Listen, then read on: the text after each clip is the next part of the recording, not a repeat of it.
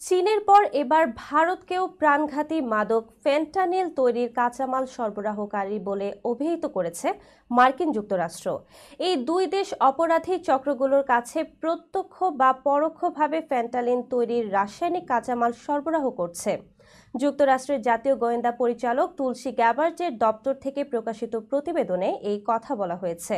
ভারতীয় সংবাদ মাধ্যম এনডিটিভি জানায়, মঙ্গলবার মার্কিন জাতীয় গোয়েন্দা পরিচালক তুলসী গ্যাবার্টের দপ্তর থেকে প্রকাশ করা হয় এই বার্ষিক হুমকি মূল্যায়ন প্রতিবেদন।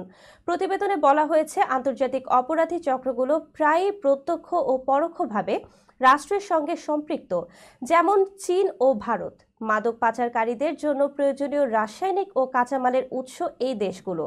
অবৈধ ফেন্টানিল তৈরির রাসায়নিক এবং পিল তৈরির হাতিয়ারের প্রধান উৎস চীন, এরপরে রয়েছে ভারত। উল্লেখযোগ্য বিষয় হলো, যুক্তরাষ্ট্র এই প্রথম ফেন্টানিলের মতো মাদক তৈরির রাসায়নিক সরবরাহের অভিযোগে চীনের সঙ্গে ভারতকেও এক কাতারে দাঁড় করিয়েছে।